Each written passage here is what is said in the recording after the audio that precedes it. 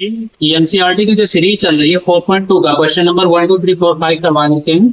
आइए question number 6 देखते हैं। क्वेश्चन नंबर 6 में लिखा गया है a cottage industry produces a certain number of quarterly article in a day.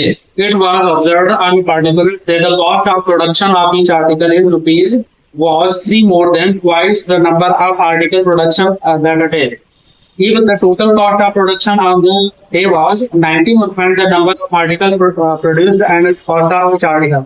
देखिए कॉस्ट ऑफ each article पूछ रहा है और इसमें कह रहा है कि each article का जो कॉस्ट है यानी कॉस्ट है वो क्या है, जो नंबर ऑफ प्रोडक्शन है, नंबर ऑफ प्रोडक्शन का ट्वाइस का ज्यादा है 3, यानी ट्वाइस का 3 मोर देन।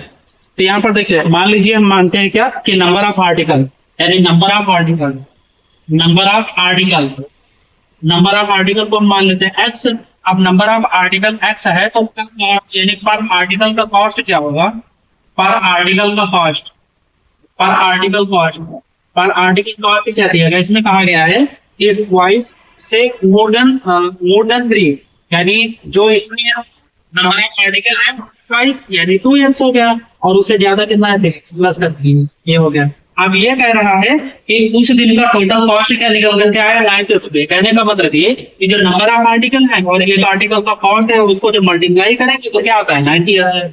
यानी चलिए x इंटू में 2x और प्लस में 3 तो इज इक्वल टू 90।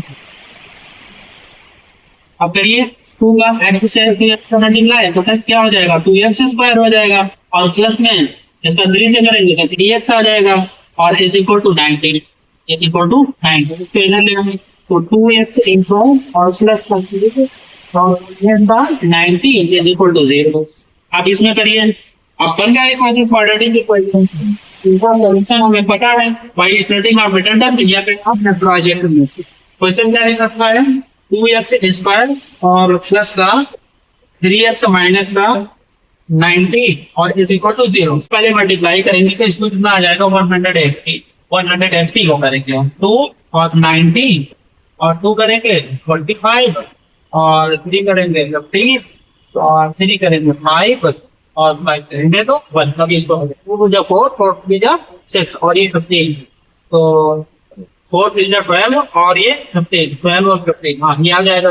लेकिन एक नंबर ले रहा हूँ क्या 12 और दूसरा नंबर क्या 5 3 जा ये 2 2 जा 4 4 3 जा 12 और ये क्या लेना होगा 15, ये हो गया 15। तो ले लीजिए इसको 2x स्क्वायर और हमें क्या प्लस का वैल्यू देकर हमने ज्यादा तो इसको ले लेंगे 15 को ले लेंगे हम प्लस तो 15x और माइनस का क्या ले लेंगे हम 12x और माइनस का 90 इज इक्वल टू 0। ये अलग है चलिए इसको इसमें से हम कॉमन ले लेते हैं, इसको अरेंज कर लीजिए एक बार इधर लिख लीजिए 2x स्क्वायर और माइनस का 12x और प्लस का 15x और माइनस का 90 इज इक्वल टू 0। अब इसमें ले लीजिए 2x को कॉमन ले लीजिए तो x बचा और 2x निकल चुका है तो यहाँ पर क्या बचा माइनस का 6 बच गया। अब यहाँ पर हम किसको कॉमन ले लेते हैं प्लस का 15 को तो प्लस का 15 को कॉमन लेंगे तो भीतर क्या बच गया x बच गया और ये 15 निकल चुका है तो माइनस का 6 बचा और इज इक्वल टू 0। अब यहाँ पे देखिए क्या आएगा x माइनस का 6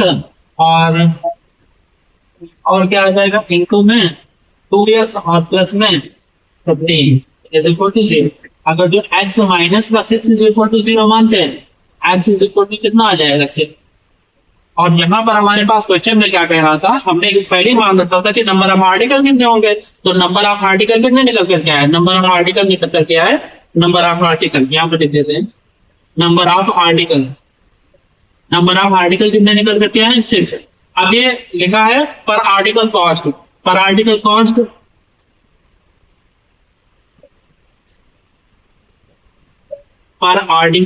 क्या है, पर आर्टिकल कॉस्ट क्या होगा 2 इंटू एक्स प्लस में 3 लिखा है यानी 2 इंटू 6 और प्लस में 3 निकल करके ना 6 2 जा 12 प्लस 3 कितना हो गया 15। तो पर आर्टिकल कॉस्ट कितना होगा 15 रुपीज और नंबर ऑफ आर्टिकल कितने होंगे 6।